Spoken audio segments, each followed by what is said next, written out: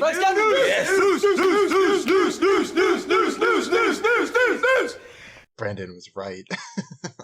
Oh, no. Brandon was right. I mean, shit, both the things it does is awesome. I really do not enjoy Cyclops. Because you were wrong. Yes. Nice. The first time you told me to listen to Dresden, you had to convince me for I think 3 years to start it. It was a long time. And as soon as I started, I was like, Brandon, you were right. And then since I finished it, or rather caught up, you kept telling me over and over again, you'll love it if you reread it. You'll love it so much if you reread it.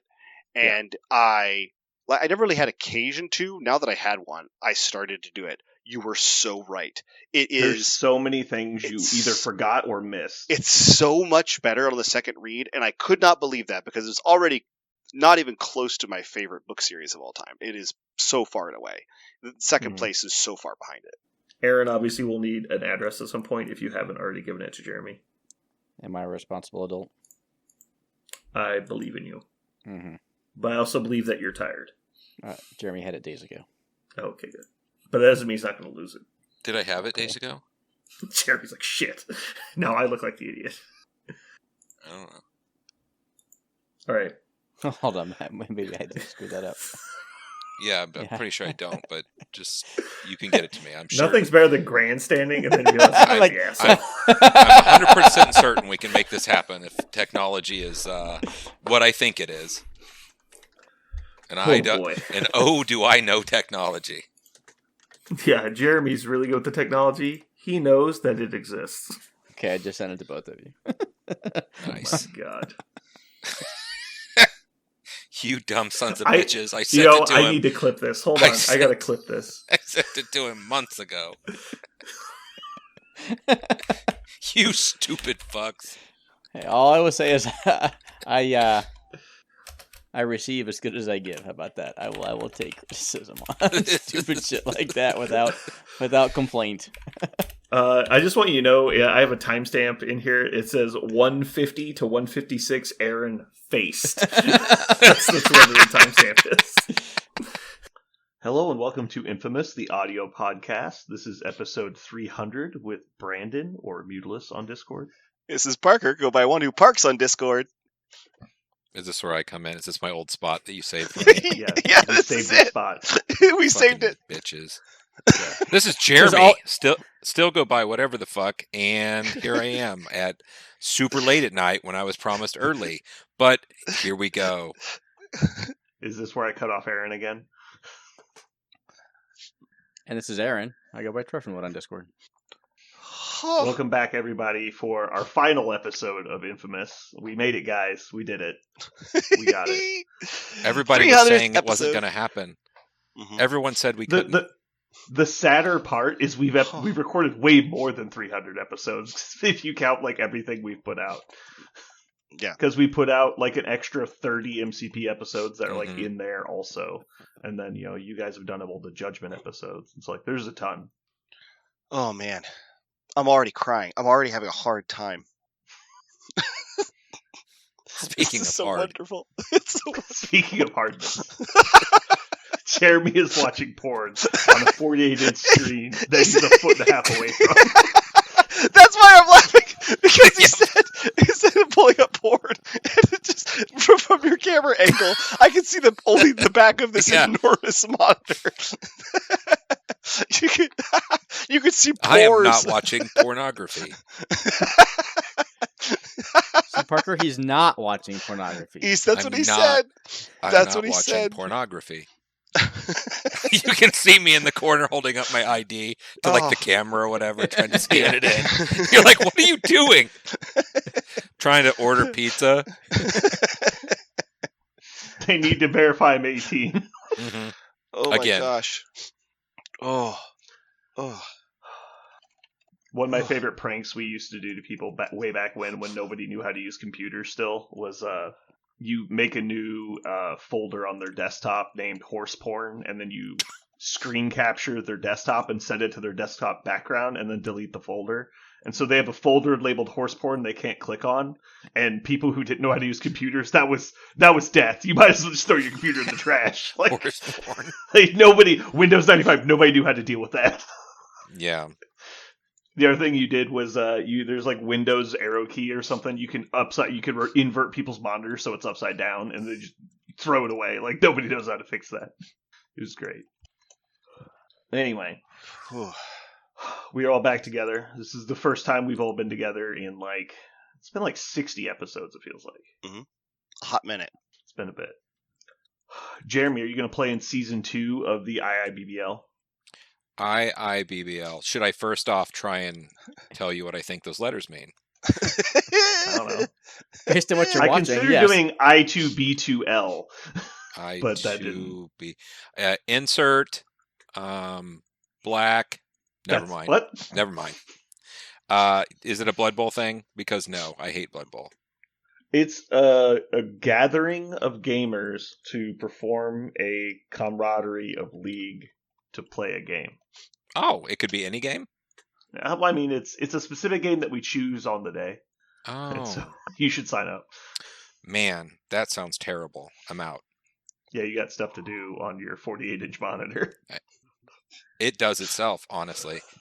I never thought I could hate a tabletop game, but I hate Blood Bowl. I do not like it. You can't tell me that. You can't honestly tell me you never thought you could hate a tabletop game. Because No, I didn't. know for a fact that you hate some tabletop games. Oh, no. Like, I tried them, and I played other games, and I was like, this might be okay, and I tried a few times. Every time I play Blood Bowl, I'm like, this game is terrible. Like, at no point It have I just been makes you, inspired. infuriated. Like you're mad. Just angry. Yeah. Yeah. That's the game. That's what it does. It's working as intended. That's abuse. Yeah, maybe. That's it does love you, but it hits me. No, I do not want that. It's good to see you got an honest Blood Bowl experience. I honestly don't know how I changed because I think if we go back to the annals, back around episode 80 or so, we probably had a very similar conversation where I had exactly the same. Where it's just like, you just get so angry mad that you just get frustrated and quit. I used to get so mad at Blood Bowl, incredibly mad at Blood Bowl. I don't know what it is. I think I've changed. Blood Bowl has not changed. I think I have changed something about it. I think very much the same. I think I've also changed, but I've changed because there really isn't a game right now that doesn't make you frustrated, like in some way. And so if all games are going to make you frustrated, Blood Bowl is no longer cut out from underneath itself. It's like, well, if every game's going to piss you off, then you might as well play Blood Bowl sometimes. Well, I think Parker's enjoying it because he's decided to choose a real team and he's beating up on all these not real teams, and that's probably enjoyable. It is true that every time I play against somebody who knows what the fuck they're doing, I just get railroaded and it feels terrible. So it probably has something to do with the people playing gimmicky bullshit, and I'm just playing like I'm learning how to play against a lot of people playing, softball, and I get that. Yeah. But because people are in our league are leaning towards the goofy bullshit that Blood Bowl does, which I think is fun. I'm glad they are.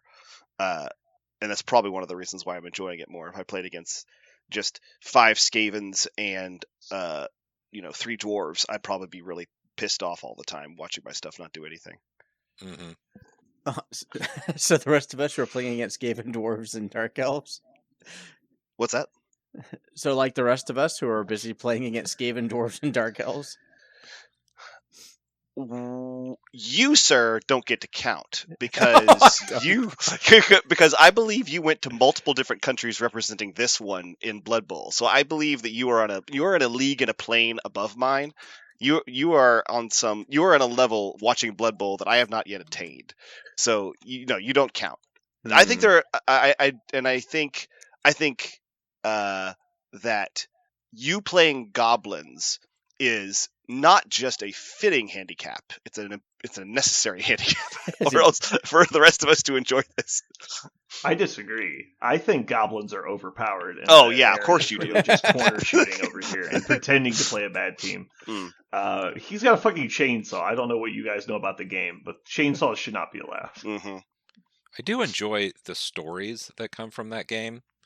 I love the idea of the stuff, like, oh my god, the guy got killed by a chainsaw guy. No, the underlying is there's no way something should have happened. It happened and ruined my time. That's how that's how it feels. Really, because every story I hear is how my opponent's abilities succeeded despite the odds, and that I got fucked over every single time. I do want to give a shout out for a game that happened this week, for many reasons. First off, CJ got his first win in the league.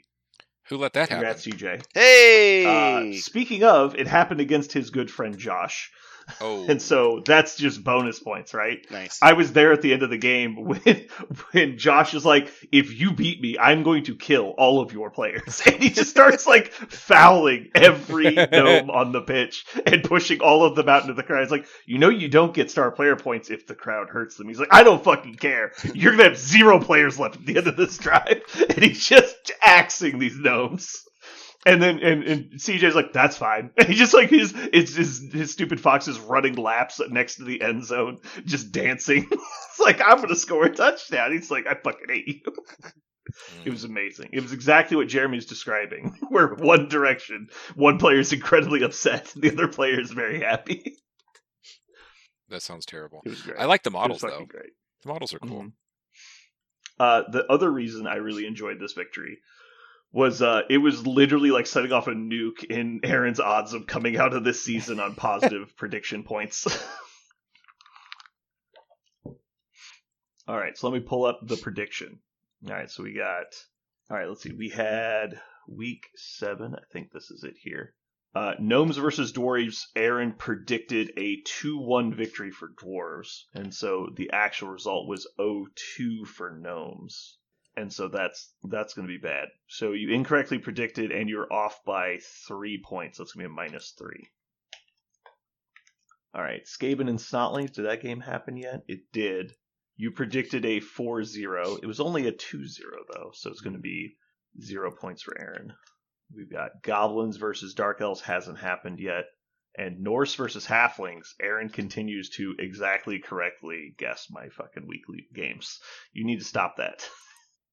Got to pull something out of my ass. That's +2 for Aaron. So far you're at -1 on the week, and Parker has to tie against you at 2-2 for you to come out ahead.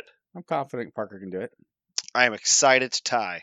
Are you confident because you have an ability to affect the outcome of this game?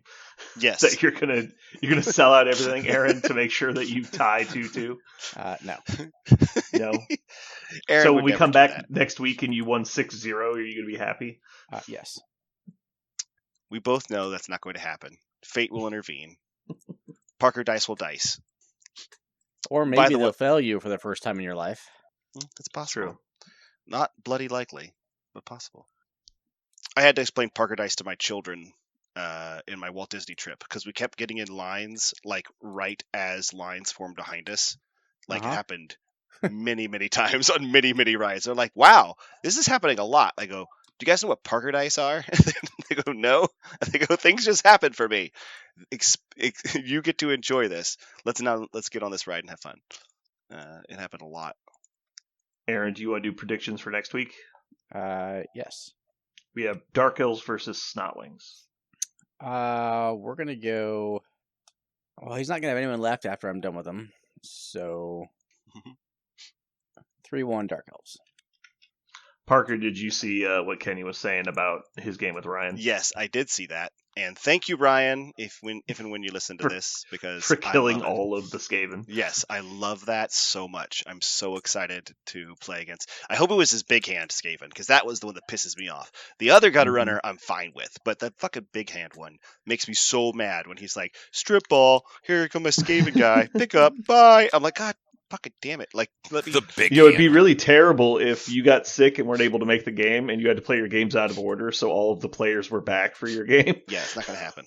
I've All been right, sick. Aaron, next up, Got better. we have Gnomes versus Halflings. The final shorty matchup. 2-2. And Goblins versus Skaven. 2-1 Skaven. Oof. Dwarfs versus Norse. 2-1 Norse. No, 2-0 Norse. Ooh, you're just cursing me now. Alrighty, cool. We're coming up towards the end of the league. We have this coming week, and then 2 more weeks after that. Then we go into the playoffs. How many games is there in this thing? We're doing 10 weeks of pairings, and then we're doing a bracket of 3 weeks with the 8 players we have. So it'll be a total of 15 weeks if you count the buys. Got it. It's enough Blood Bowl. Yeah, But I think I would like to organize a tournament day for the playoffs, but we don't have to. It would just be cool. it would be fun. It'd be more of a celebration than just Yeah, Just there'd be everybody yellow there. We could give out all the trophies at the same time. that would be fun. So you made trophies so you can give one to yourself?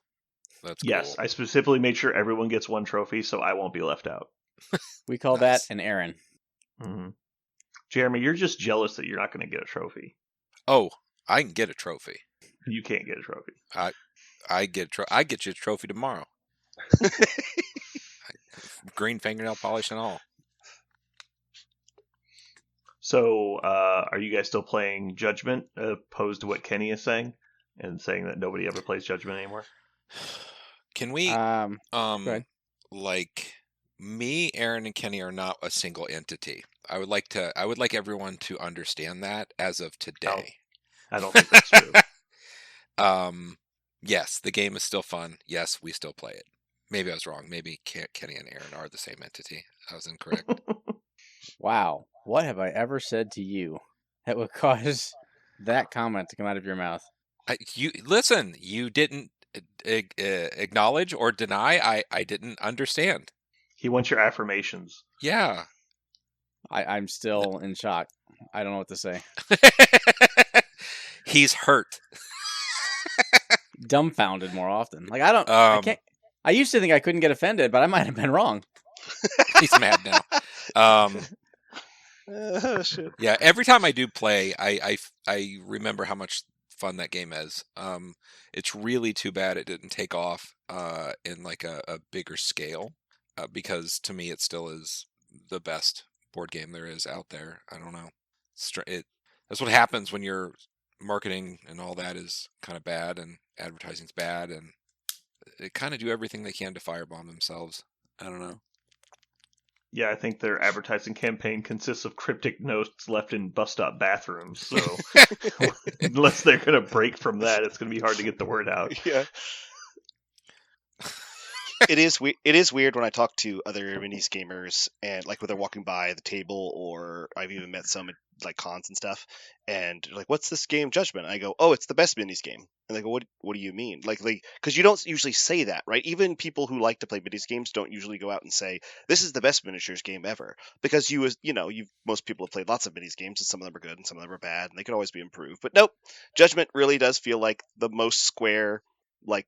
It's got everything that you want out of a minis game. I agree with Jeremy. It's the best one I've ever played, and it's the most complete version of a minis game I can imagine. And yet everybody's like, "What? Really? Like what?" And because no one knows about it. Like no one. It's always a surprise that people hear about it like that. I told a friend who just got into MCP. I go, "Do you like MCP?" He goes, "Yeah, it's been fun." I go, "Well, if you wanted to play a game that's just better, you could play Judgment too." Oh, It yeah. is funny because like there's people that kind of they just stay in their lane. They don't really look at other games. It's like you'll meet like 40k players or Infinity players or somebody, and they'll like go walking around Adepticon, and they're kind of like excited because everything is new. But then there's like the lifetime miniatures gamers that jump from game to game a lot, and so they generally know what everything is, and even those people rarely know what Judgment is. It's like everyone might know about Mordheim or Infinity or any number of other games, and it's just like, oh no, Judgment is usually one of the last ones they hear about. But yeah, it's good that you guys are still enjoying it. Yeah, I mean, truly, I wish, just to get it out of my head and my life, if somehow the whole thing collapsed like a dying star and got absorbed by the earth or something, and then it was just gone. Like, the fact that it's so good and nobody's playing it is annoying. Like, I have it. I want people to play it more. But even the best board games are useless if nobody's playing it. It doesn't matter. That's a really interesting point. I just cleared my Labor Day so that I could make sure to play at the big Judgement event happening here in KC. But my wife was like, "Oh, I was planning on going camping and stuff." I go, "Nope, I am playing in this event. This is something really important to me." And she goes, "Oh, okay." And so I've worked all around it so I can make sure to do it anyway. And I am sure that I will love every one of those games. But I also know I'm going to be playing against the same, 15 to 20 people that I've played against at every event I've done for the past, 2 years, because that's the community. The community is the community. And that makes me sad. It makes me so sad.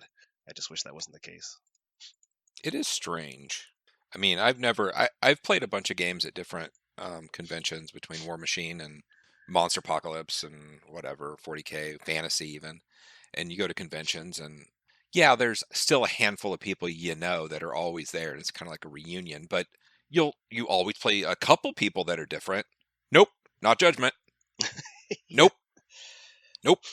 There might be somebody who came that just started randomly, but 97% of the people are the same.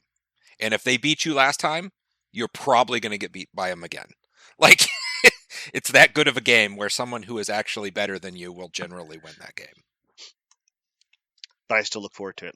I'm still looking forward to Labor Day weekend. Yeah, it's going to be fun. I'm hopeful we'll have 20 people. If we have less than 16, I'll be a little sad. If we have less than 3, we'll know that Aaron organized it. Ooh, swing! Got him again. Right got him again. Jeremy's just fucking living on the top rope today.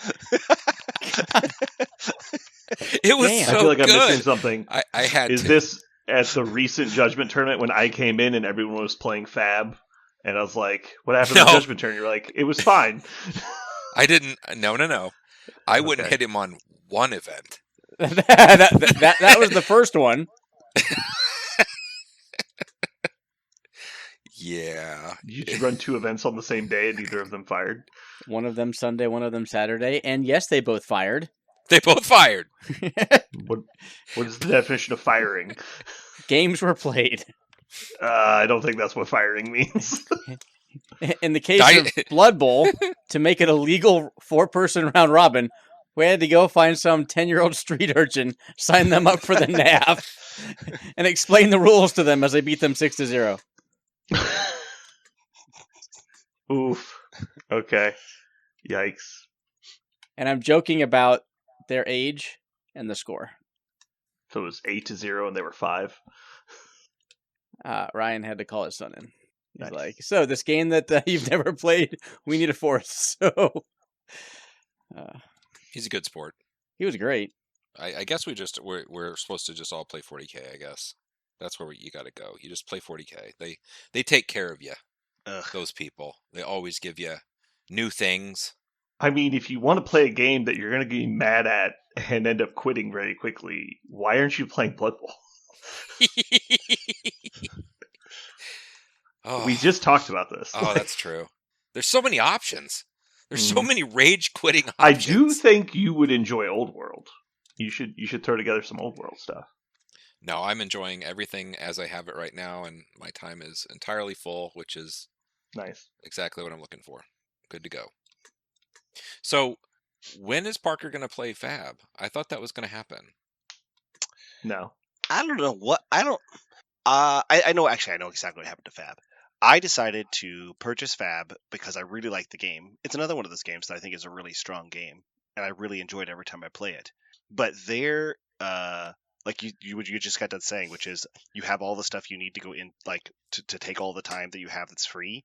I have all the stuff that I have to take time that's free, and then I added Fab. Fab just doesn't fit. Like it's just I try to cram it in, and I thought I had space, and at the same time I started Fab, Lorcana. my whole family got into Lorcana, and so now basically I have time for my minis game, which is currently Blood Bowl, and I have time for a TCG, which is currently Lorcana, and my Fab decks are sitting right there looking gorgeous, and I am not scared to play them. I enjoy playing them, but I just cannot play them probably until Lorcana wears off, and I think it will eventually. I just think eventually, people's interests change, and my wife and my daughter will probably be less excited about Lorcana, but right now they're really hard into it. So no plans on never picking up Flesh and Blood. I'm absolutely interested and excited when I play. It doesn't bother me at all to play. I like it. But the number of moments I have are limited, and that just eventually takes everything up. Mm-hmm. So Flesh and Blood it actually feels really, really good right now to have a game in the hopper, because usually I'm like when somebody loses interest, I feel kind of floundery, but I actually know exactly what's going to happen as soon as people are less excited about Lorcana in my house. I'm just like, cool, and I'm just going to windmill slam Flesh and Blood and buy a whole bunch of cards I missed and start playing. Yeah, watching you and your family run around over in Lorcana is pretty adorable. It is super fun. It's like so super adorable, and I learned about Lana. That's how you pronounce it, Lana. But I was trying to get my boys playing Flesh and Blood, right? Uh-huh. And my boys are way cooler than I am. So they'll tell you how stupid you are. And so first off, they're like, "Are you even trying? Because I'm beating you." Blah blah blah. While I'm walking them through demos, and then we'll do one demo, and we'll go through it. And by the time we get done, they've kind of sort of got the menu. Like they're starting to learn what the text boxes do and stuff. And I'm like, okay, cool. Now you got it. You wanna try one more time? Maybe learn a little more? Nah, we're good. I'm like, God damn it. Yeah. So I don't know. Maybe they need some Lorcana in their life. I don't know. Yeah, and I don't know what. Yeah, I don't know. I wish I could tell you what the magic formula is, because my oldest won't do Lorcana, and she actually lamented about it today to me.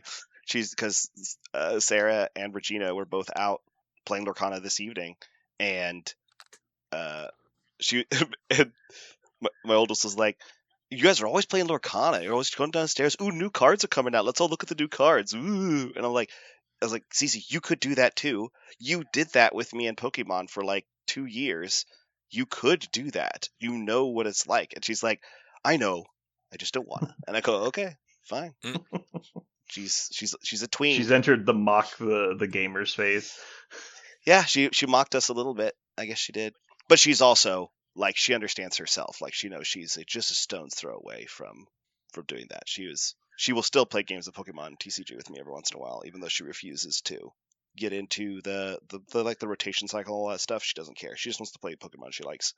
But she also refuses to play bad decks, and so she has to learn like what is an optimal deck. So she's really enough. That's good. Yeah. Wow. But both of my girls, I think, are just 100% driven by the IP, right? So it's got to be the IP that excites them. That they could not. One of the things about Flesh and Blood, I think, that would turn them off instantly is they don't recognize any of the characters. Like, recognition is a big thing. Like, they love Zularedo, Aaron. Remember you told me about Zularedo a long time ago? They love Zularedo because they could make baby llamas and shit. Like that. Like, hey, baby cheetahs. I want to make baby cheetahs. Like, they recognize what a baby cheetah is. If you just took everything off of Zularedo and replaced it with nonsense fantasy animals, they would give 2 fucks. But because you get to make baby lions, they're all about it because they know what a lion is. So, recognizable IP, man. It works on kids. Works on kids hard. Such recognizable IP as llamas. I was being specifically. No, baby I know. llamas. I understand what you're saying. It's the babies. Like, my daughter's goal, and every time she plays that game, is how many like offspring, because you're managing a zoo, right? So how many offspring can you make? And it's just like, and we always. And my oldest is like, that's not the optimal play. Like, the optimal play is to do this if you actually want to get the most number of points. And my youngest is like, I don't care. Like, I'm making the baby, the baby flamingo or whatever. Like, I'm making it. And she's like, that's how she wins.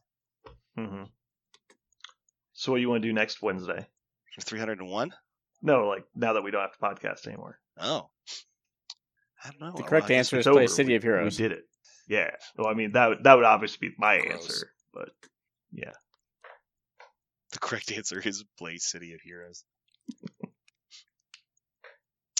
That's interesting. He's like, Well, next week. the whole world is opened up. Yeah. That's pretty astounding. I don't know. I'll probably play more Dungeons and Dragons is probably actually what would happen. That's what would end up happening. Yeah, speaking of that, the reason I haven't posted the games is because we're trying to figure out when our next paint day for the 40K train is. So I think what's going to happen is we're going to play on July 10th and 24th. I think what we've just described is Parker's new Flesh and Blood Day. Yeah. That's also possible. On Wednesdays. No, he's trading in his Wednesdays for a Thursday. Yeah, that's a very good idea. I think you should run with that. That's entirely possible. How about this, Parker? Mm-hmm. How long should we wait after this season of Blood Bowl is done before running the next one? How quickly can I paint my high elves would be the answer to that question. Well, I'd say probably 2 or 3 years. I don't know. How long does it take you to paint? It's a very slow process. I watched you try to paint Nick Fury and your mind collapsed. It makes I was me... like, oh my god, he's got straps. I don't know what to do. There's straps. I'm like, yeah, you got to paint the straps. He's like, it makes me so mad when I watch people paint models in like an afternoon, and I go, "Oh man, I bet I could do that too. I have hands like that guy. I could do that too." I have hands like that guy. And then it cuts to the David Duchovny like with the clamp hands, and he's like trying to like have these glass containers around his hands. Yeah. Like, why can't I paint like you? Yeah, it's the worst. That I would say, I'm excited to do Blood Bowl League anytime.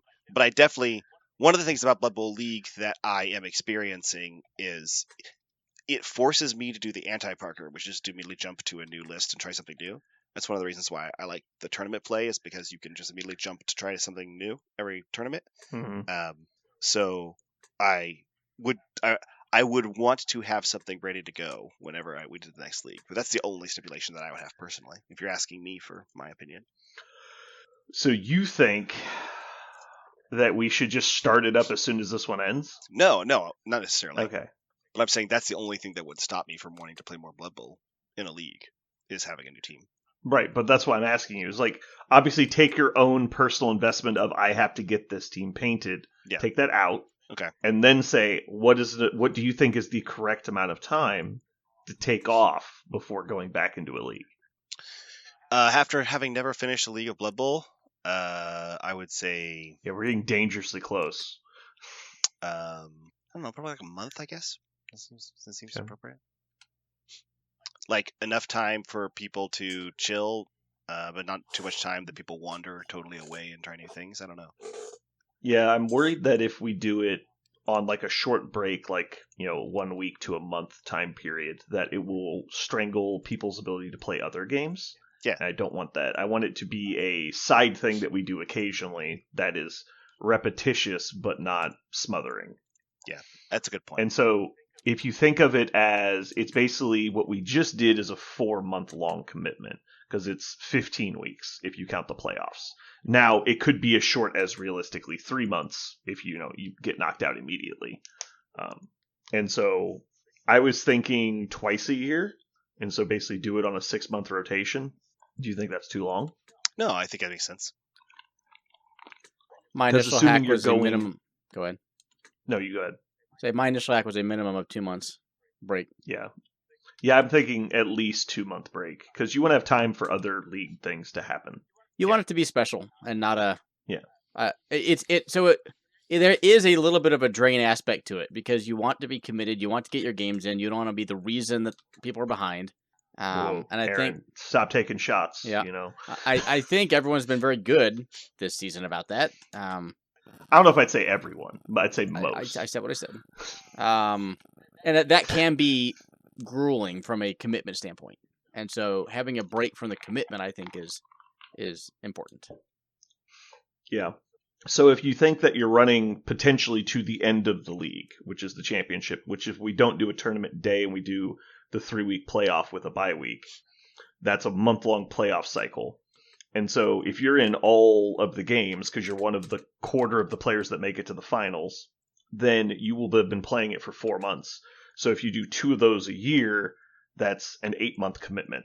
Sure, but 4 throughout months a on, year. 2 months off. Yeah. And so I think in the future, if we did another one, my intention was to allow redrafting and to shorten the league by 2 weeks down to 8 games. And then we can allow people like a Green League kind of exhibition matches beforehand to get some experience. Like you can play 2 or so games beforehand, or we can just have like a hard team value cutoff before you can come into the league. And so like you can't enter with more than like 1,300, let's say. It's just a random number. And so you can either redraft your team to 1,300, or you can pick up a new team and play exhibition games until you hit 1,300. And that would let people play whenever they wanted to. It'd be less committed. Yeah.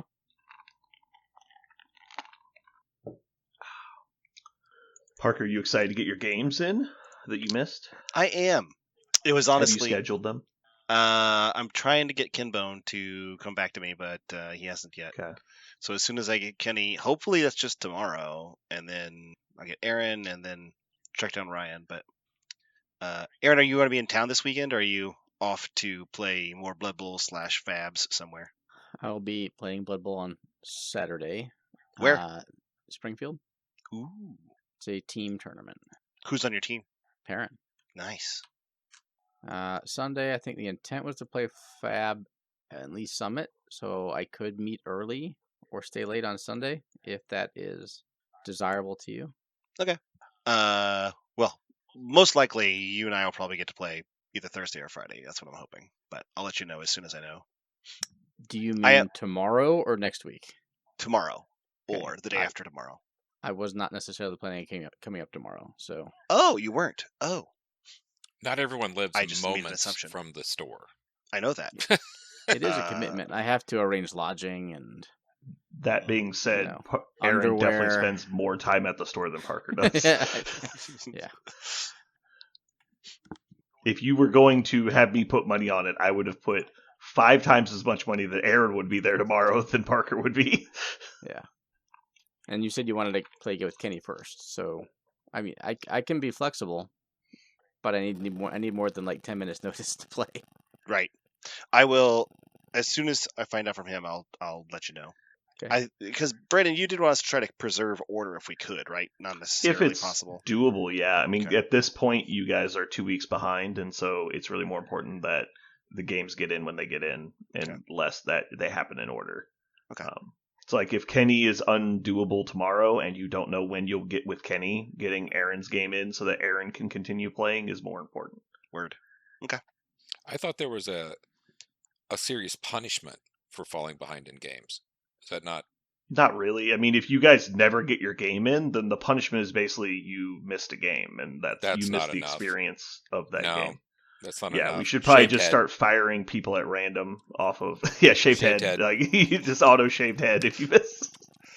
No real damage. Now Aaron can hold Parker No hostage. damage. Just like I can't get my game in. Parker's like, no. Can only shave the head so much. I am Mhm. actually incredibly proud of myself for being as consistent as I have been. The only thing that prevented me from it was being multiple states away. So I am very proud of Mhm. myself. So far, so good. We're gonna keep them all. We're gonna match it. We're gonna get them all this week, I hope. And then I have confidence. I'm gonna make myself available and see how other people can meet me. But Say this is the first. Coming up this week is going to be the first time I won't be ahead by a week since like week 4. I did not realize how much prep I was going to have to do for Disney World to make myself available the week before Disney World. So it was just so much to do. It was very difficult to get games in beforehand. I did not realize how much I was going to be needed to do so much.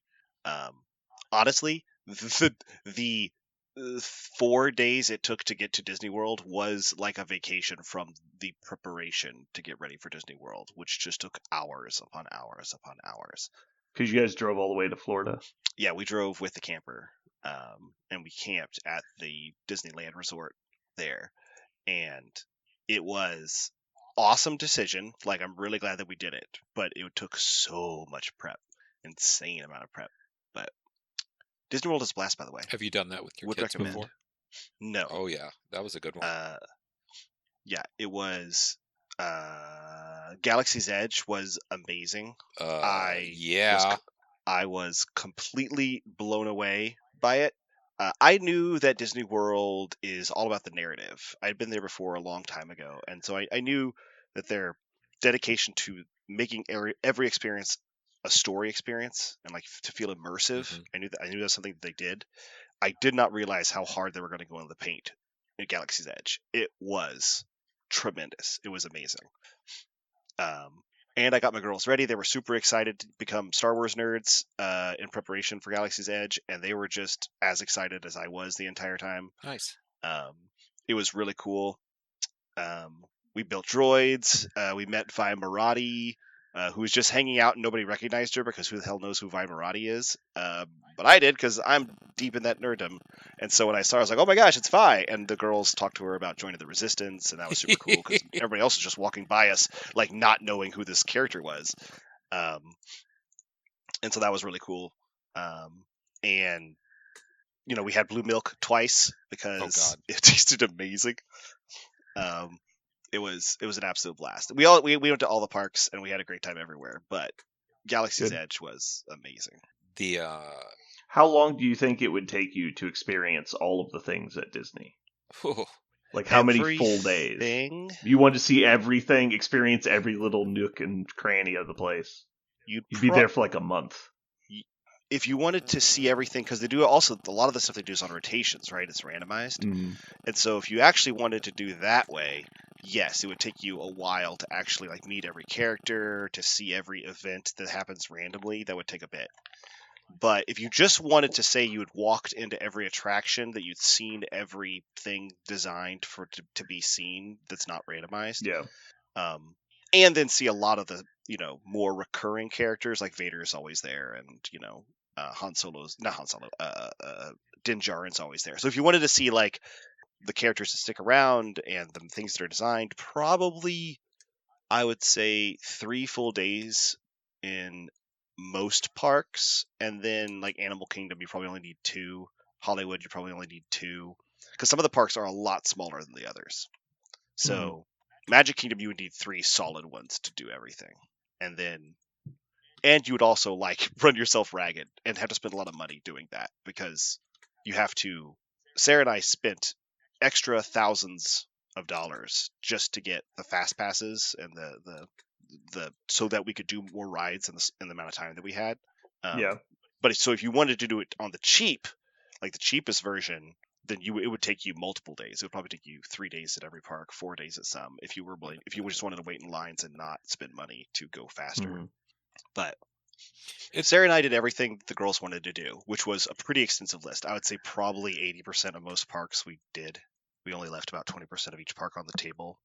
But we also. So you think if you wanted to just see all the attractions, it'd be like 2 weeks, and if you wanted to do everything, it'd be like a month? Yeah, probably something like that. Yeah. I will say, I know that Disney is crazy expensive, but it sounds like one of the places where you get your money's worth. Like, it's really expensive, but like the amount of cost to like put in all of the detail and have all those like, you know, professional actors and stuff in costume, and like that is a lot to put out there. So I understand why it's expensive. I'm gonna hard counter that. Oh yeah? Yeah. Of everything Disney is, value for your money is not it. Yeah. Okay.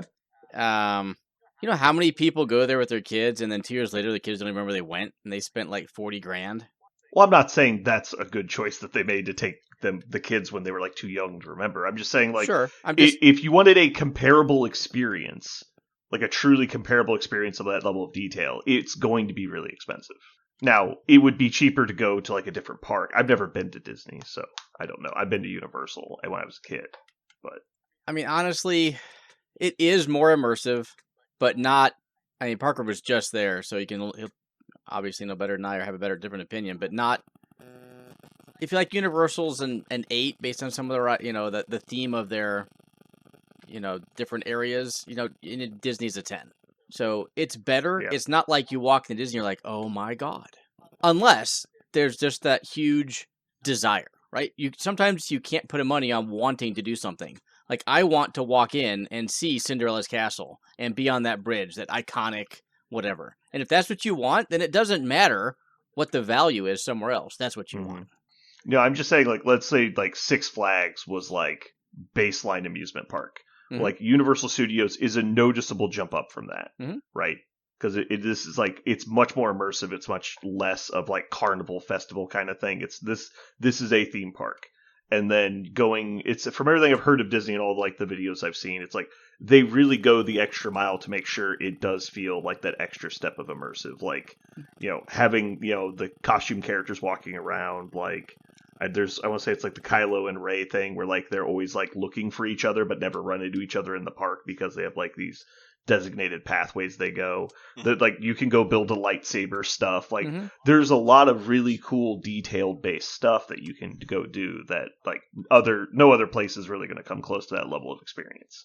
But it is extremely expensive, and so it's hard to put value on it. But it always seemed like, like if you were to try and set something up like that, like from scratch, like it'd be incredibly expensive to build that. I can tell you that the internet found out I went to Disney World, and so Business Insider sent me a video that I watched about why is Disney so expensive, and it is a product of multiple different factors, but it was not designed to be so insanely expensive, and it hasn't been so insanely expensive except for the past like 20-ish years. And it's because of the way they started to use smart pricing and surge pricing is one big component of it. Another component of it is just basically pushing it to the limit of what they can do and not, because they have so much data analytics now. Like the amount of data they have is so insane. They can push it to the absolute limit of what people are willing to do and then hold it there, right? And then adjust it by dollars and cents every day to make sure that people are still able to come, and it's not preventing people from coming, but it's still the maximum amount they can possibly squeeze out of every single person. So it is not designed to be affordable. It's not designed to be cheap. It's designed to be affordable, and at the limit of that affordability, because of how much data they're constantly crunching to make sure that people are able to go who want to, just what you described, which is the people who want to experience Disney World, right? And they make sure that Disney World experience is a very strong experience, which costs a huge amount of money. But they're still showing a profit because they are using an incredible suite of data analytics to make sure that the park is making money based upon the number of people in the park. So the short answer to your question is it's not cheap. And if you're like, I want to go to a theme park, it's probably not worth quote unquote it, right? It's probably not worth it. But if you're like, I want to go see, my daughter wanted to meet Rapunzel, she got to meet Rapunzel. And when I mean meet Rapunzel is I don't mean like she shook her hand and took a picture. Like Rapunzel walked her through a garden. They sat down on a bed of flowers and they talked about the things they both cared about. Like that's what my daughter did with Rapunzel. That was worth any amount of money for my daughter, right? Right. So it doesn't matter how much money it costs because Disney provides that kind of experience for kids. I was able to walk through a Star Wars universe and meet Star Wars characters and buy my Mandalorian, mythosaur that I put in my basement and build a droid with my kids and drink blue milk, and all that stuff was just transporting me the entire time. No amount of money is. I didn't think about the money once, not once. Even when I bought the blue milk, which is insanely expensive for a glass of rice milk. So like Parker's saying, like I think because I took the trip too. Like I did that a few years ago with my boys, and it was one of those. Okay, I have this pile of money, and I want to do something, and it was right after I got divorced, so it was like a guilty trip. It was one of those where like it doesn't matter. Like I have to do something. We have to do something with my boys, and like I told them we'd go to Disney World, and I didn't even look at how much it was going to cost. And you committed to it before you looked up the pricing? Yes, when you get divorced, nice things happen, right? You say things and do things. Daddy said things he didn't mean. Yeah, but I got my taxes back, and I was like, okay, I got to take this trip. But if at any moment I would have thought about money, it would have made me miserable. Like I just took it, and I just was like, it's going to be what it is. And the moments that we had, again, there was so many shock and awe moments where something happens as an adult and you're like, this is fucking crazy. Human beings put this, this is crazy. Yeah. And there's even tricks and things that they do where you're like, okay, I am dumbfounded. Like, what just happened? And for those moments, truly priceless. Like, I'm not going to go back, but I would. It's like, if I could go and do it again on the cheap, cool. I would never do it for the money I spent, because now I've done it once. And if it took you a month to get through that park, that's like $700,000, like a month in Disney World. But man, anyone who's got kids and like enjoy the whole Disney product and all of that, like, it is very, very worth it for that experience. Because like, to even go like more out there, experiences are priceless, right? Like, we look back on them and go, I did that, and that was really cool. I could give you a dollar amount of what that costs, what the experience costs, but lifelong, it doesn't matter. Like, money's money. But it was really cool. Like, very, very, very, very cool. All right. Well, I have a question for you now, and feel free. You don't have to give me a number, but you told your kids you were going to take them to Disney before you looked up how much it was going to cost. How surprised on a scale of 1 to 10 were you when you looked up the price? Well, here's the thing. I knew... Were you like, okay, that's got to be a typo. No, there's no way it costs this much. Kind of. The thing is I was like, okay, so... Like, there's got to be a coupon. For a plane for 4 people, that's however much. I knew that was going to be a big bill. And I'm like, okay, I want to stay on the campus or whatever. So I knew that was going to be a big bill. And then I'm like, okay, I'm going to get a ticket for every day, and I'm going to stay there for 4 days. I want to do all of that. And adding all of that together, I hadn't really put that together in my mind. I never would have thought, hey, I'm about to do something that costs more than $10,000. Like, never in my mind I would have done that. But after it was all said and done, and I paid for the plane tickets, and I paid for the hotels, and I paid for the travel to get there, like, that costs a shitload of money. But whatever, man. Like, again, you can make more money. My boys are only going to be 12 once. That's how I look at it. It is what it is. Yeah. There's something else too, and Sarah and I talk about this all the time. As a teacher, the science about this is hard because it's social science. It's really hard to measure. But we know that when you take people, when you compare the cognitive experiences, the cognitive flexibility, like the ability of people who have been places and done things versus the people who have stayed in one spot and not done a lot, there's a kind of richness and flexibility that people gain just by going out and doing new things.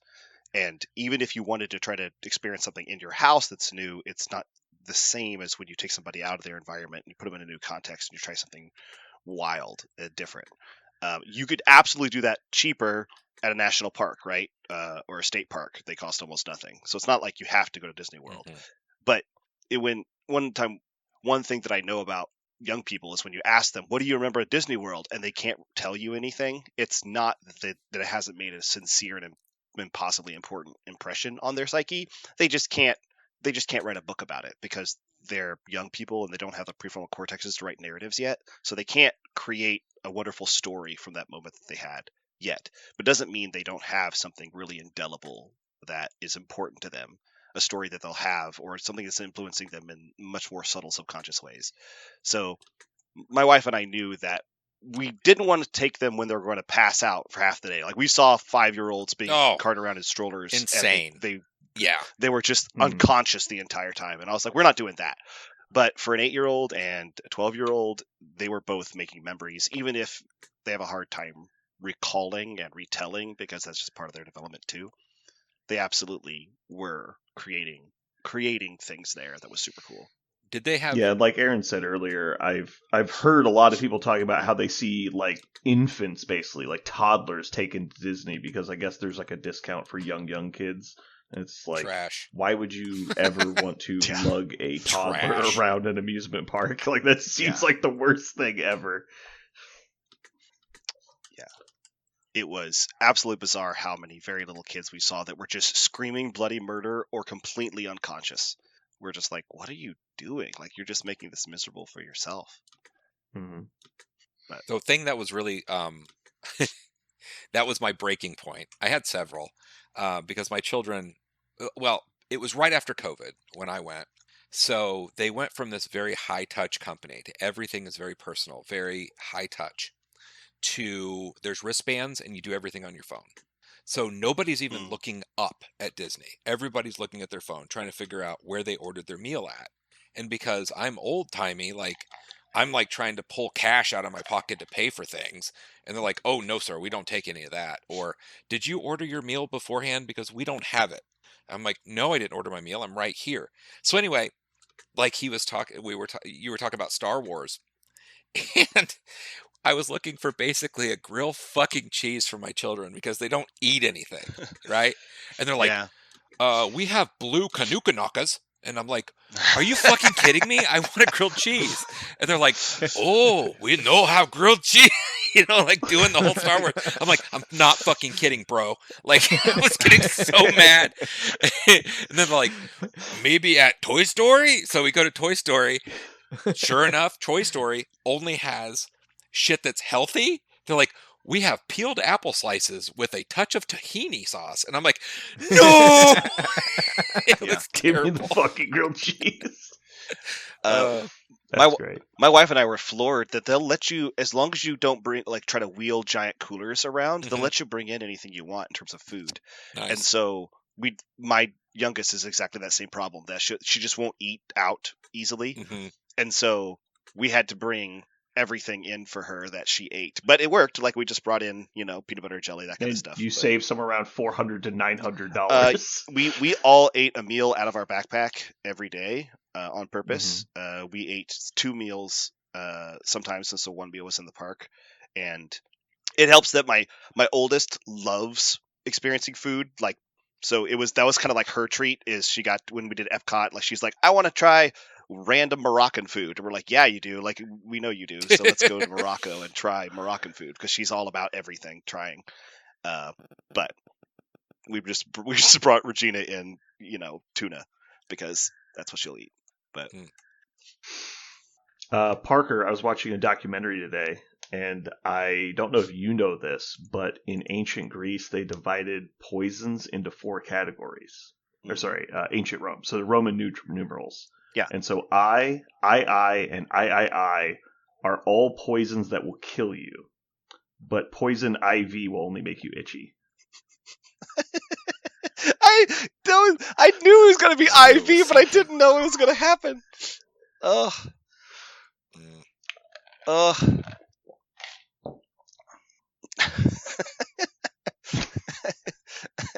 Did you have you guys seen, there's a skit, it's like a YouTube short where it's set in like a post-apocalyptic zombie apocalypse. Have you seen this one, Jeremy? I thought of you when I saw it, because the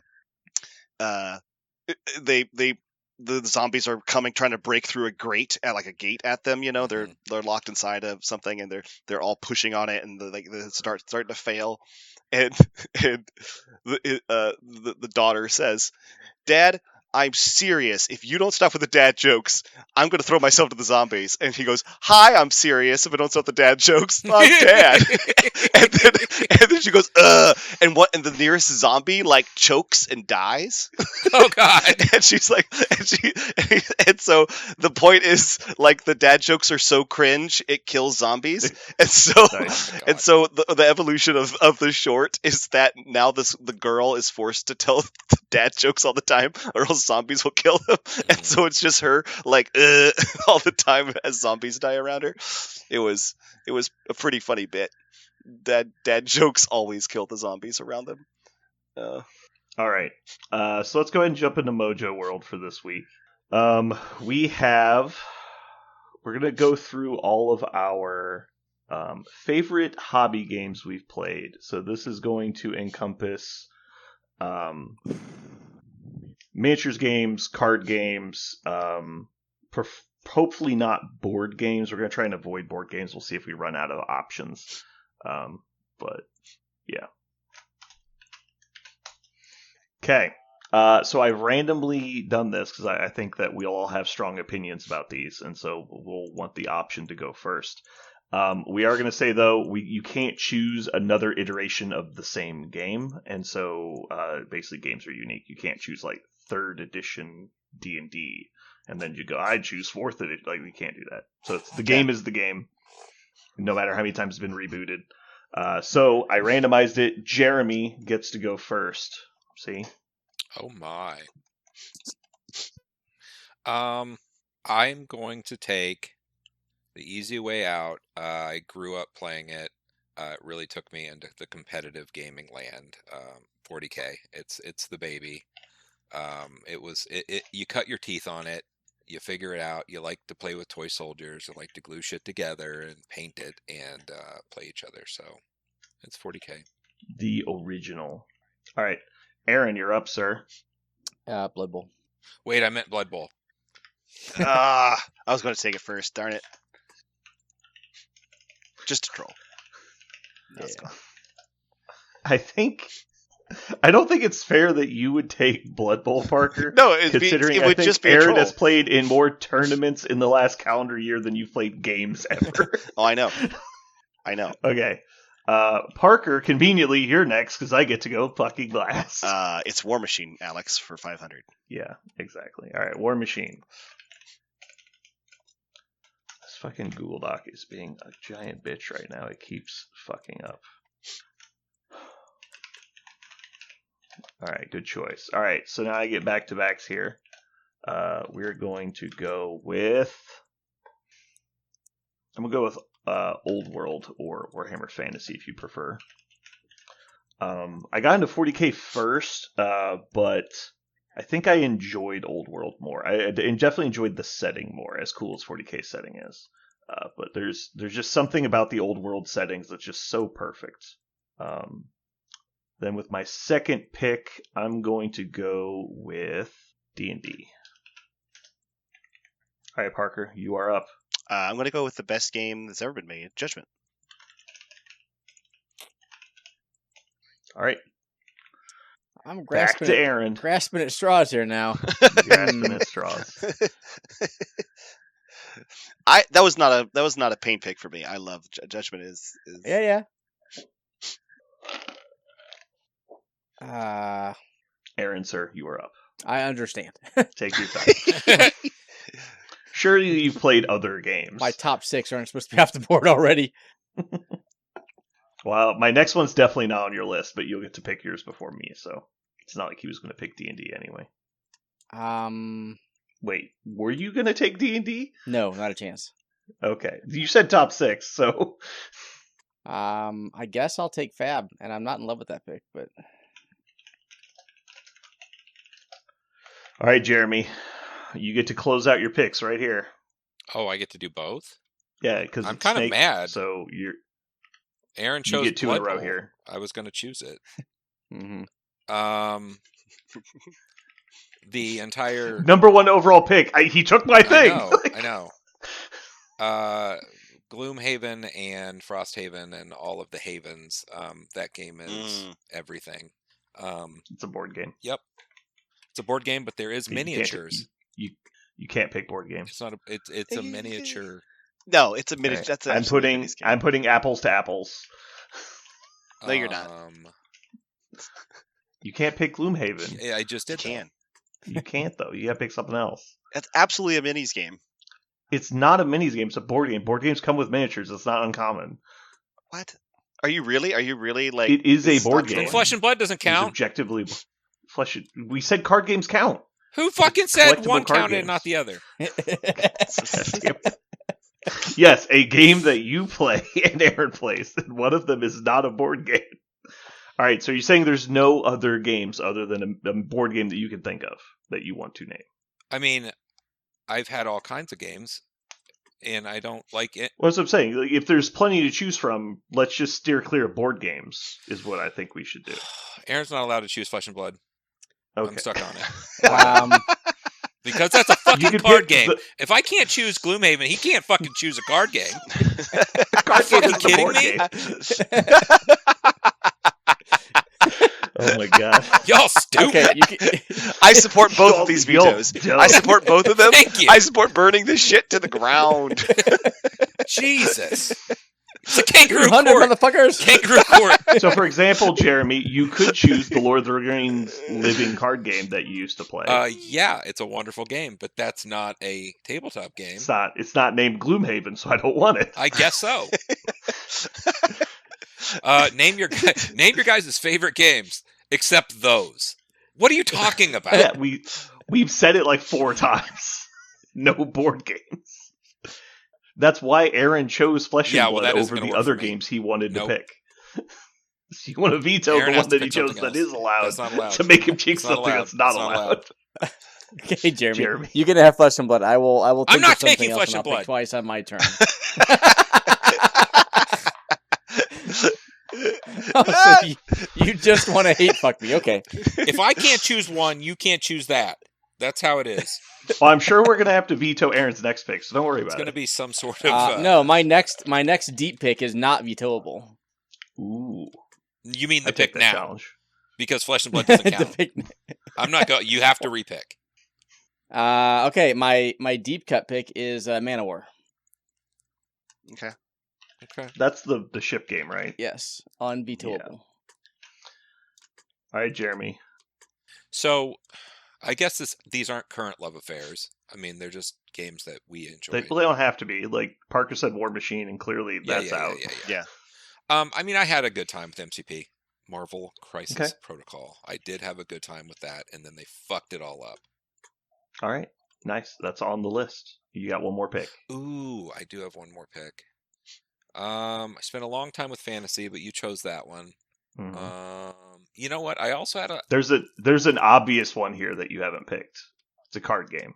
You can't choose It's card on my- games. We're not picking card games. anymore. Can choose. No. card games. Nope. Nope.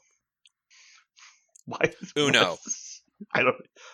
Uno. Fucking Uno. That's a board game. That's a no, board it's game. not. It's a card game. It is. It's a board game. It's a fucking card game. Spades. It's a board game Spades. that uses cards. Jesus Spades Christ. is a card game.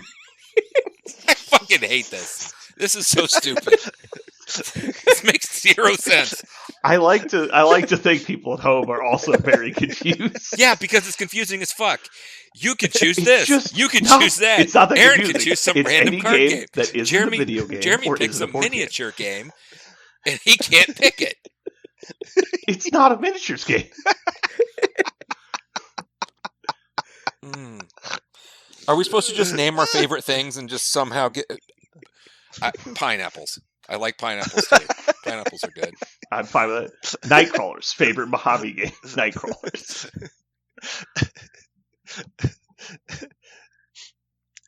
There's an LCG you and me used to play that I thought you were going to name. No, because it's a card game. Yeah, but it's not a board game that has cards. It is a card game.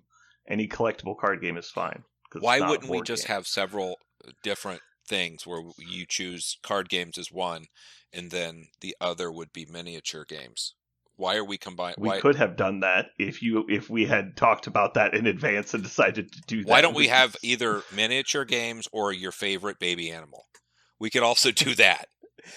Kittens. I like kittens. They're cute.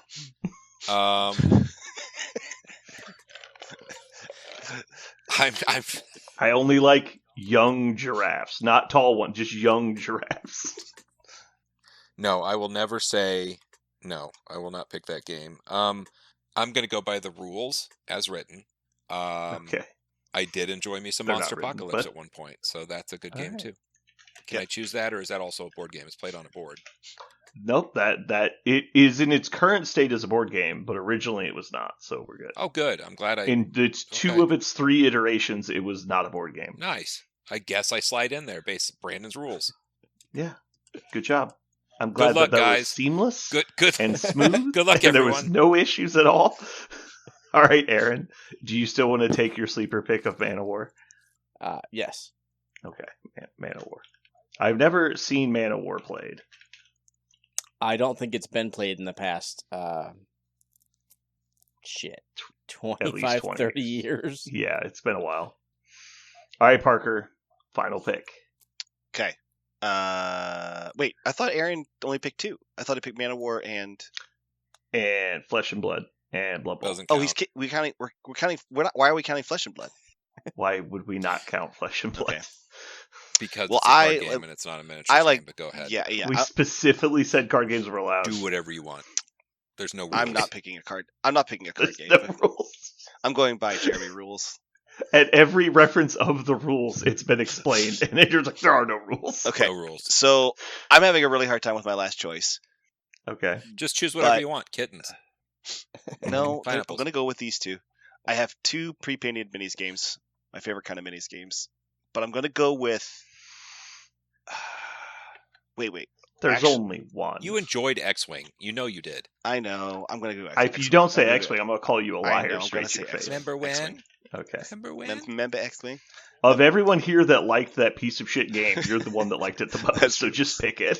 Remember He has so Chewbacca much again? X-Wing, you can't carry it all at once. That's how much Yeah, you're X-Wing right. he has. An insane amount of X-Wing. All right, and with my final pick, I'm going to choose UFS, Universal Fighting System, or Motherfucker. Universus, which is what it is called now because it was rebranded. All right, does anyone have any honorable mentions that are not named Gloomhaven? I'm so mad right now. Why? I can't even. You could have, at any point when we were discussing what we were going to restrict it to, said, let's allow board games, and you never did that. I don't don't. think If you I felt had like known you this had was to. going to be such an issue. This is some made-up fucking fantasy shit right now. I don't understand. That is correct. All of the rules to this fake game we just made up are made up. Honorable mentions. Brandon sucks. My favorite game is playing Your Mama for a Fool, and so that's what I would like to enter in as my third choice. Oh, Jeremy, I think you just spit all over yourself. fair enough. Okay.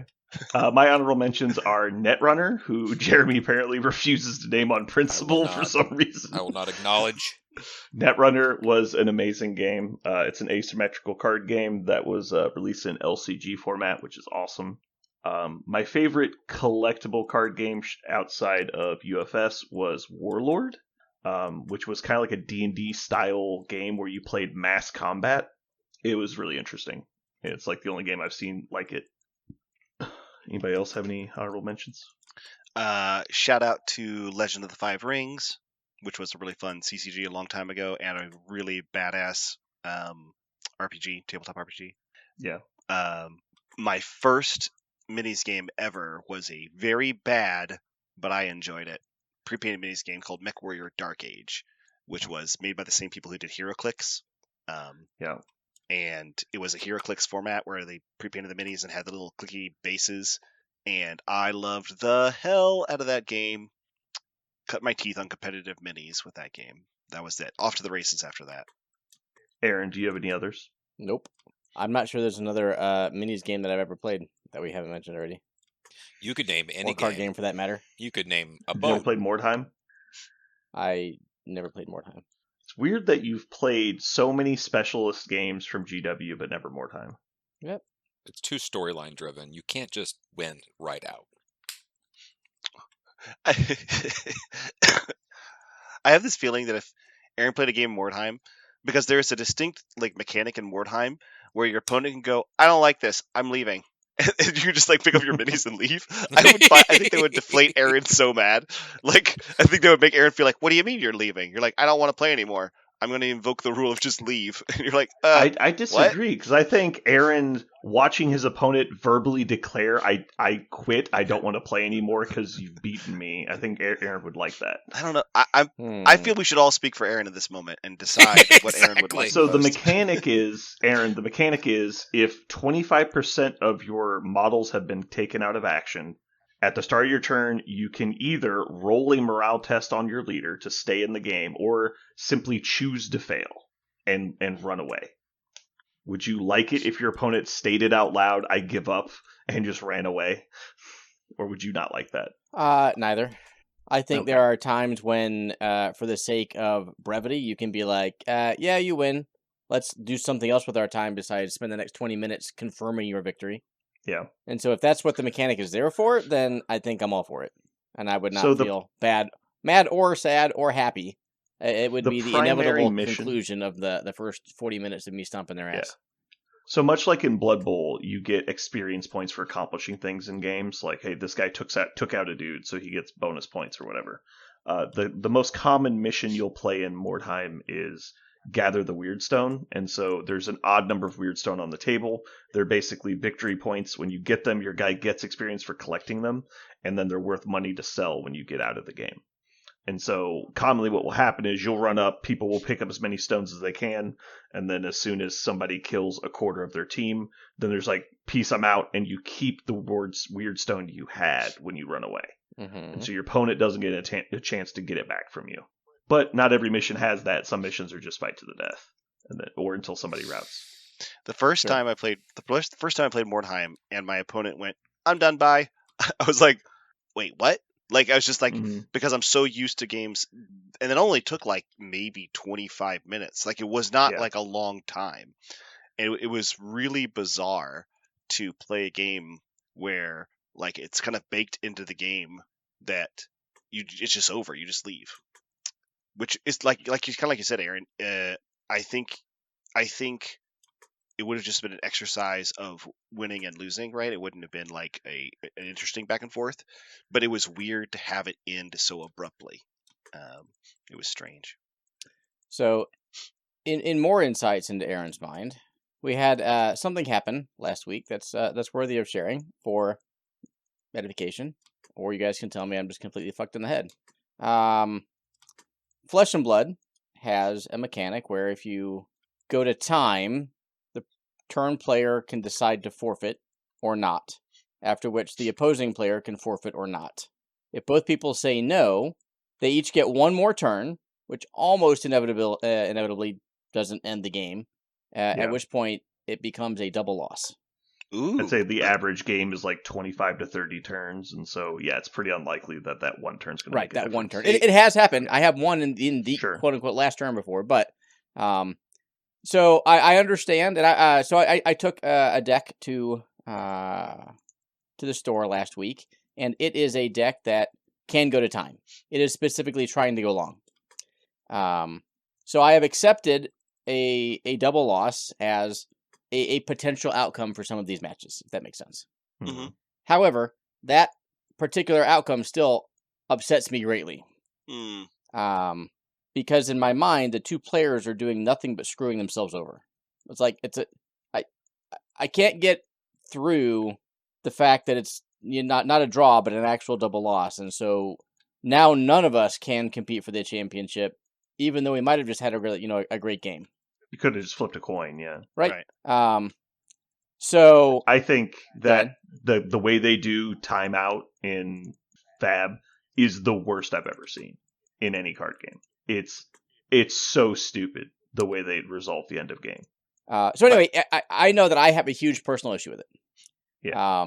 So I was playing. We're not going to talk about names, but I was playing someone with whom I'm familiar, and we got to the end of the game. Super great game, down to the end, and I had 2 cards. They had 2 cards. We're both at 3 health, and we've got like 6-7 people standing around us when the game goes to time. So I didn't feel like it was appropriate to not play in accordance with the rules of Flesh and Blood. In hindsight, we should have. And those people would have spoken up, and I'd be like, "Is this your game? No, go fucking sit over there." Is what I should have done. Yeah. But anyway, so what I did was I said, it was my turn. I said, I'm going to roll a die. If it's odds, I'm going to concede. I rolled the die. It was evens, and so I looked at them, and they said, not conceding. And we both lost. And internally, I lost my shit. So I think it's important that you just come out and say that it was Jeremy, and so we can move on. No, okay. I never tie. I only lose. There's no ties in Fab. That's the whole point.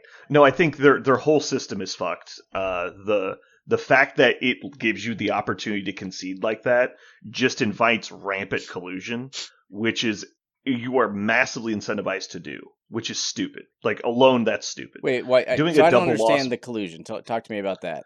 Because the exact situation you were in, where it's like, okay, we're both going to lose and get knocked out unless one of us concedes.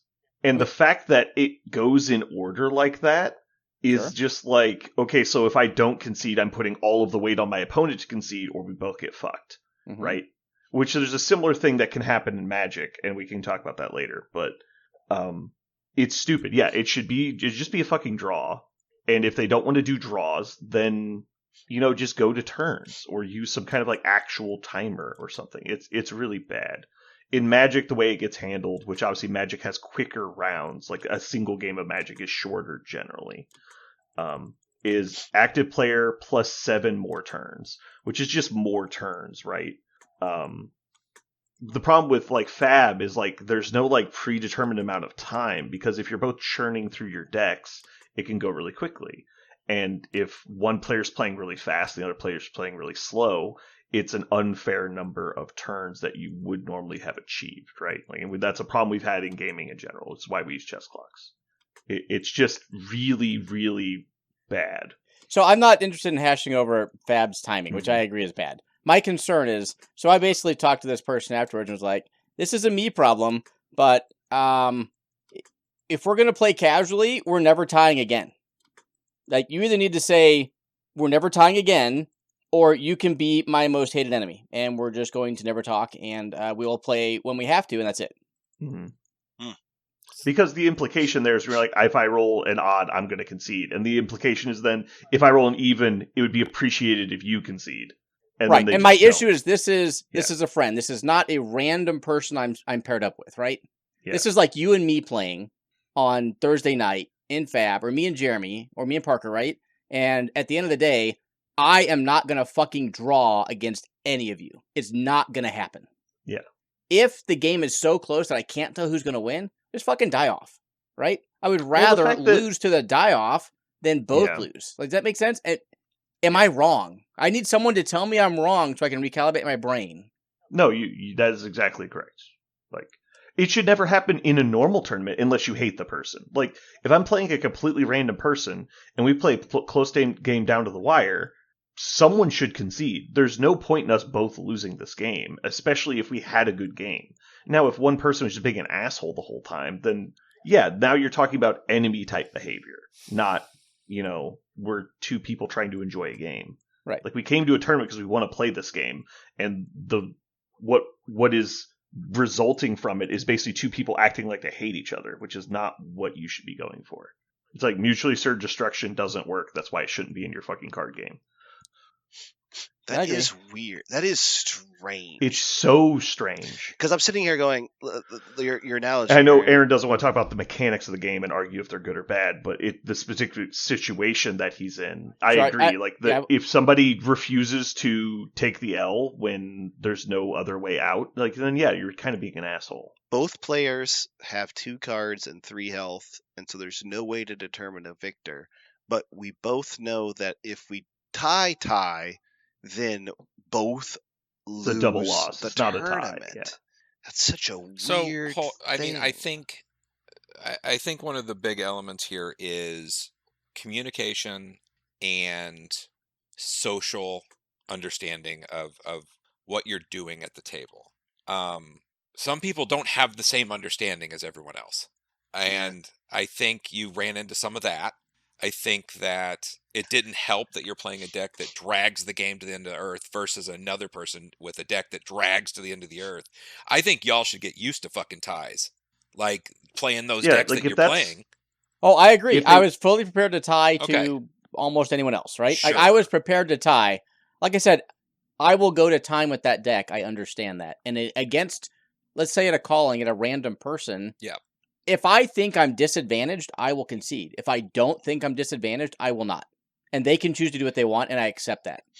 It was the whole friend relationship that threw me for a loop. For sure. That was the issue there. And I mean, again, it's a social cues thing, and I'm sure that someone didn't do it out of animosity, as most things are just a miscommunication of the space that they're in, right? Like, they don't understand the moment.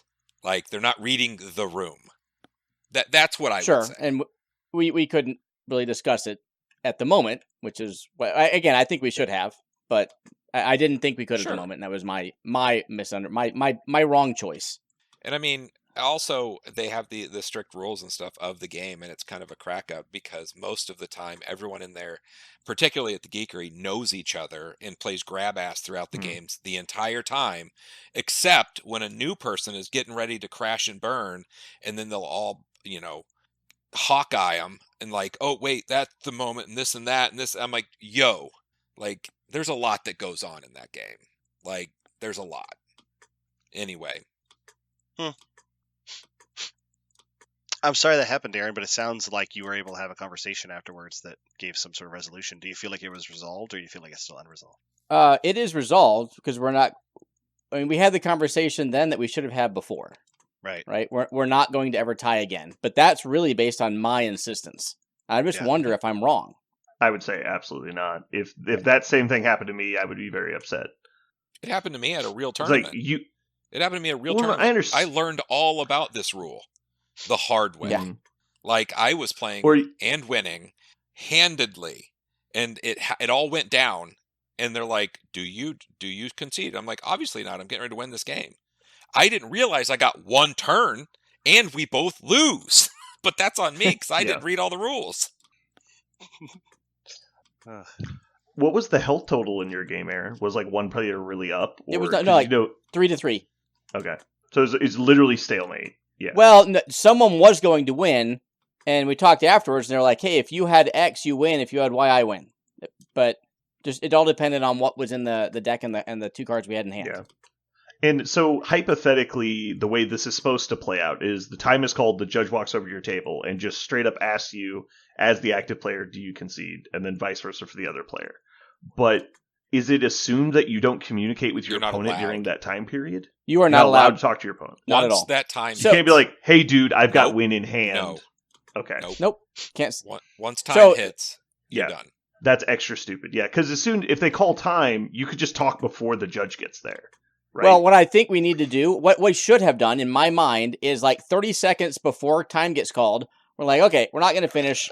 I'm going to lay down my hand, lay down your hand. Does someone win this game? Not really. Gets it's a die-off, right? Mm-hmm. Oh, it looks like you do have me. Okay, I'll lay down. Does that kind of... That's what I think the correct answer is between friends going forward. Again, what you're describing right now, while we would all agree that's the obvious thing you should do, is objectively collusion.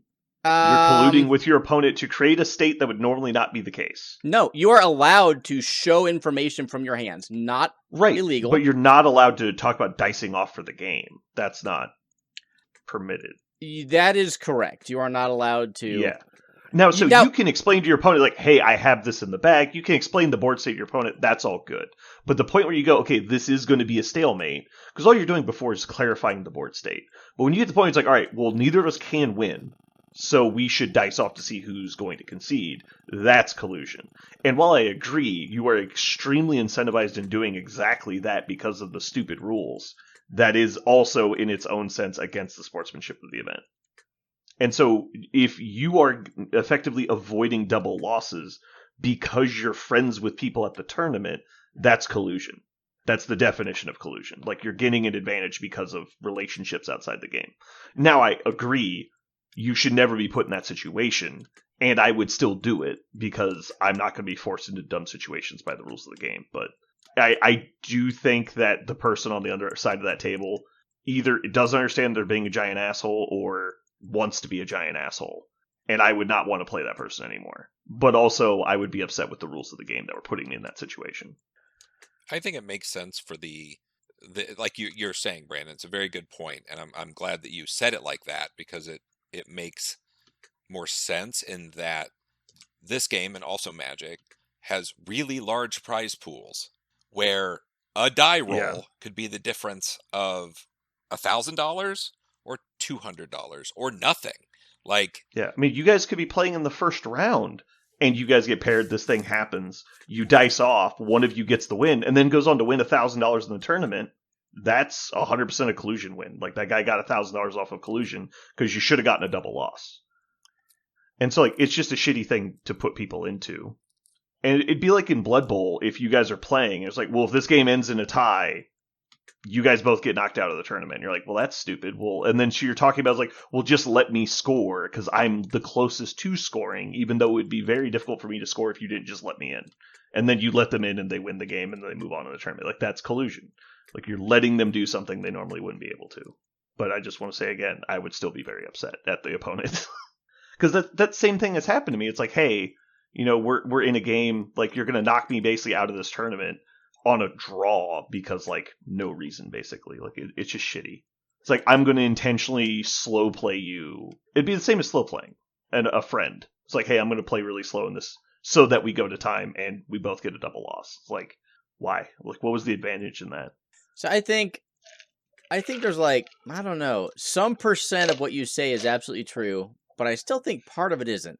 Like, okay. I understand deciding the outcome of a game before it happens is collusion. Like, oh, we're both going to draw, so we both make top 8 is bullshit. Mm-hmm. So when I say deciding to let someone score touchdowns in Blood Bowl to take the offensive championship is collusion. Right, but you're changing game state actions to produce a desired outcome. Whereas in this, what I'm talking about is, right, like I'm doing everything I can throughout this game to win it. It just comes down to an artificial time stoppage. So I think you're right, but also wrong. So the issue is the reason that they are conceding, and this is the same thing we had a problem with in Warmachine, and I was in favor of it not being illegal, but. What people were doing is they were going to a large event that was a qualifying event for the larger event that happens later. And they would, when they played against their buddy, they would concede. That way the person would get a free win. And so they would never play the game. There's no tiebreakers involved. They would just concede and drop from the tournament. And that would basically just give them free wins, buys basically within the bracket. If they played a buddy, they would just get a buy and move on. And so there's nothing that says you can't concede the game. The problem is the reason you're conceding the game. You're not conceding the game because of the game state. You're conceding the game to advantage your opponent. That's collusion. And so in this situation, you guys have earned a double loss. The only reason they're conceding is because of social relationships outside of the game, which has nothing to do with the game itself. I would roll a die off against anyone. How about that? Sure. But implying that they need to concede, or even implying that they should concede, while everyone here would agree it's the right thing to do, because you're just disincentivized from doing anything else because of the rules of the tournament. Like, if you wouldn't do it openly in front of the judge and discuss it in front of the judge, then why are you doing it?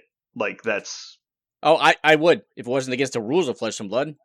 Right, but it is against the rules of Flesh and Blood. Like, I don't care. I'll still discuss it. I agree. No, and I'm in the same camp as you. It's a stupid rule. They need to fucking change it. And until they change it, I will encourage people to do what you're suggesting, because it's that bad of a rule. Now, that being said, you are breaking the rules. Not necessarily breaking the rules. Yeah. I would consider this a warning with, like, sportsmanship warning or something like that. Because what would be the difference if I just play Jeremy? It's like, I'll give you $50 to concede right now. Well, the other side of it, okay?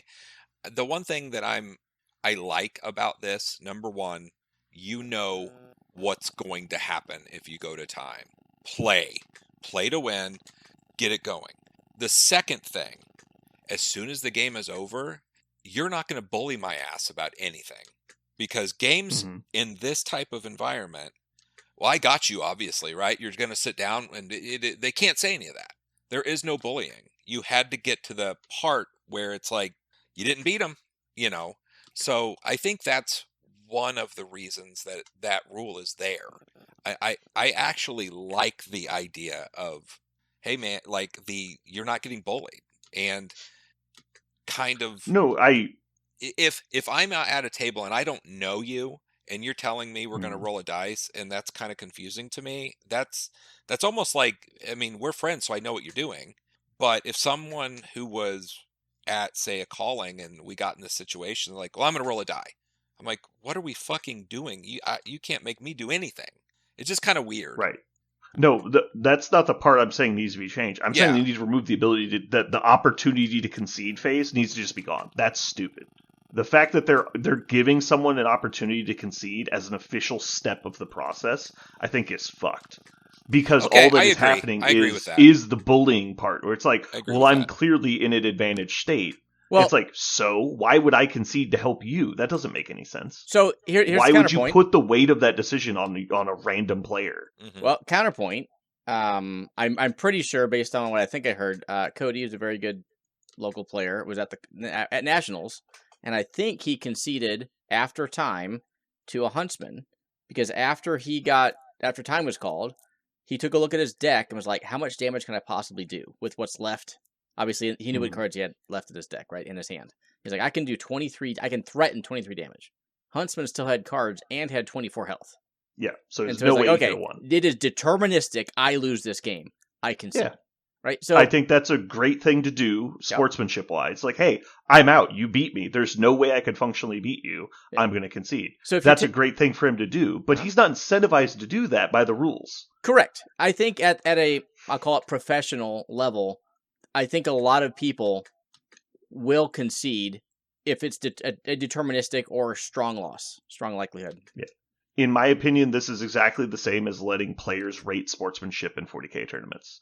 It makes no sense, it's unregulatable, and you will only see the best sports actually follow the rules, and everybody else will abuse the system. Mm-hmm. So why have it? Why would you intentionally invite people abusing your system? Like, there's just no point. Because your average tournament goer is just going to go, why would I ever concede to help you?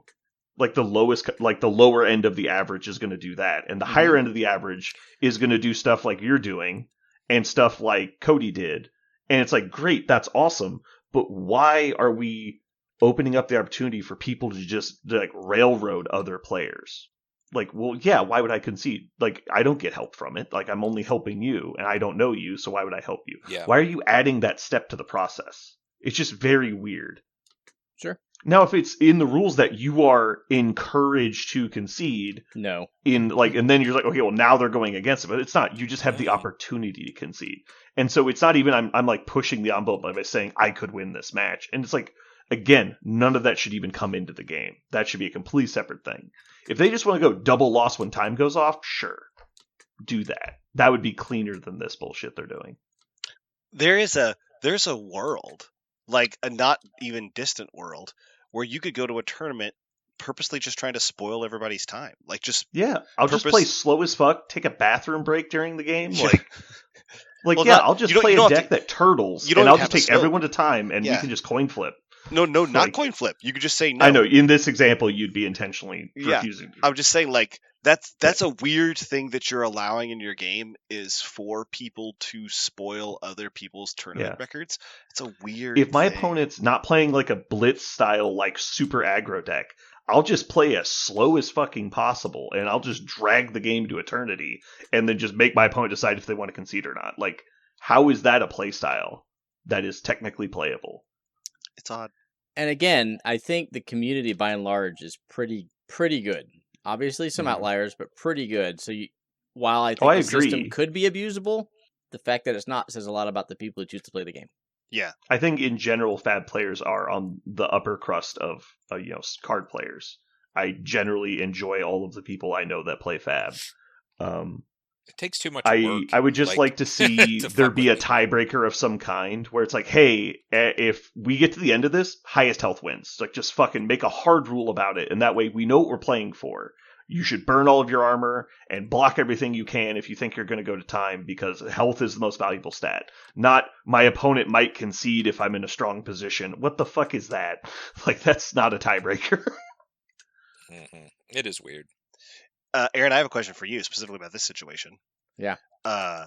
Did you, or are you planning on continuing to play this deck or decks like it now that you've had this negative experience? I am. Ugh. Yeah. Okay. So that my second game, that match went to time. It was against a newer player, and I knew 5 minutes in we were never going to get the match done. Mm-hmm. He was playing a long deck. I was playing a long deck. I took the time to explain to him some of the play patterns for what I was doing. And we went at the time, and he was like, "What? It's time?" And I'm like, "Yeah." We were still like at 27 health or something. Oh, and I conceded to him for a multitude of reasons, but mainly just so he feels good for winning a game. I'd already lost one, so it didn't matter for my tournament record. That's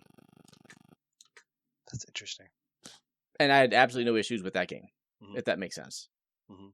Like, I will go to time with this deck, and I accept that. I think I will go to time less with this deck in a competitive environment. I agree. But I can only get better playing it faster if I actually play it. So I have to play it and accept that, especially at Armories, I'm just going to get fucked and go to time. And maybe if I choose to take this to the calling in August, I'll have success. Where is the calling? Kansas City. Oh, I thought they rotated them and they weren't coming. They're all back over here. the place. They do. But there's there one is in Kansas City in August. There is one coming back to Kansas City. Mm-hmm. Cool. You are not welcome. Apparently. Well, me, am I welcome? You are also not welcome. Damn it. You're the kind of he guy knew that... I was going to do the long game strategy and just drag people to hell with me. Yep. As soon as I have learned. But what if I promise to concede if you roll a die and it comes up even, and I roll a die and it comes up even, and Parker rolls a die and it comes up even? I'll concede.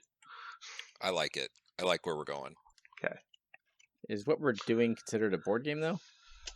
Probably. It's whatever you want. There's too many dice. Too many dice and cards. Yeah, it's whatever you want it to be. Are there lots of cubes and sheeples? Because that's definitely a board game. I think my favorite game that I hated playing had lots of shrimples. I don't know if you know this game. I don't know about shrimples. It's Reef Encounter. Oh. It's a very complex Euro-style board game where you play lobsters on a reef and you're trying to take over the different sections of coral. Ooh, it looks like you can still buy tickets for this calling. I might just show up one day. You're not invited, goddammit. Parker, let's be honest, you should not waste money on that ticket because your dog will probably have, like, I don't know, a depression day or something and you'll be stuck at home. Yeah. It is kind of amazing that this game has, like, major events in Kansas City. This is the only game I've ever played where, like, a major event happens in my city. Yeah. Kansas City is just so full of traveling gamers that we don't tend to run big stuff. I don't know what traveling. I'm traveling to Arkansas for a major Lorcana event in July, and I'm like, why is this in Little Rock, Arkansas? Like, there's a fucking Kansas City. The reason is because we have so many game stores.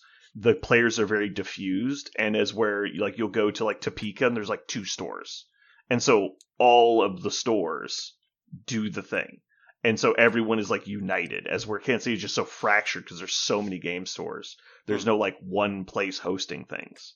But this is happening at a convention center by the airport. Yeah. No, it's not directly affiliated with a store, I don't think. But it's just, Kansas City had like a 40K Games Day that had like, I don't know, like 2,000 people at it. Oh, okay. It was big. We had a Blood Bowl tournament that had 3 people at it. Hell yeah. That's not bad for Blood Bowl. I bet I know who ran that. Into the ground. Pathetic for Blood Bowl. Must be dying. It's a dying game. Everything I touch, man. All right. Well, I think we're going to call it there for today. Thanks for tuning in, everybody. Hopefully you enjoyed our final episode of Infamous. This has been Brandon. And Parker. Jeremy. And Aaron. And you've just been made itchy.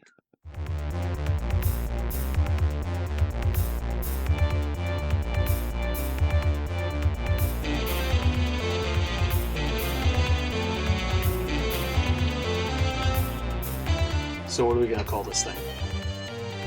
I got it. Okay. Incredible, new, fantastic, astonishing, mighty, original, uncanny, sensational podcast. I'm just going to put down Infamous.